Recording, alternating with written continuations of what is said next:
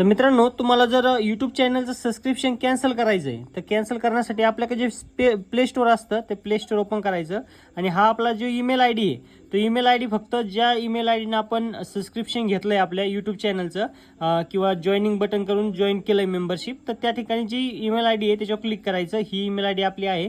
तर ह्या email I D आपण लॉग इन केलं आहे. तर इथे बघू शकता पेमेंट अँड सबस्क्रिप्शन. मग पेमेंट अँड सबस्क्रिप्शन क्लिक करायचं. त्याच्यानंतर इथे सबस्क्रिप्शन ऑप्शन आहे, सबस्क्रिप्शनवरती जायचं. त्यानंतर इथे दिलं आहे बघा आपलं यूट्यूब चॅनलचं आपण सबस्क्रिप्शन घेतलेलं, प्लॅन घेतलेला, तर याच्यावर क्लिक करायचं. याच्यावर क्लिक केल्यानंतर इथं ही टोटल माहिती आहे. त्याच्यानंतर इथं बघू शकता हे अपडेट सेटअप हे सगळ्या गोष्टी आहे. त्याच्यानंतर इथं शेवटी दिलेलं आहे कॅन्सल सबस्क्रिप्शन. याच्यावर दाबल्यानंतर असं हे करायचं. आपण एक म्हणजे चूज करायचं की काय अडचण भाऊ. आपण एक टाकलं कॉस्ट वगैरे ह्या गोष्टीसाठी आपण टाकलं आणि इथं कंटिन्यू करायचं. आणि कंटिन्यू केल्यानंतर इथं कॅन्सल सबस्क्रिप्शन ऑप्शन येईल.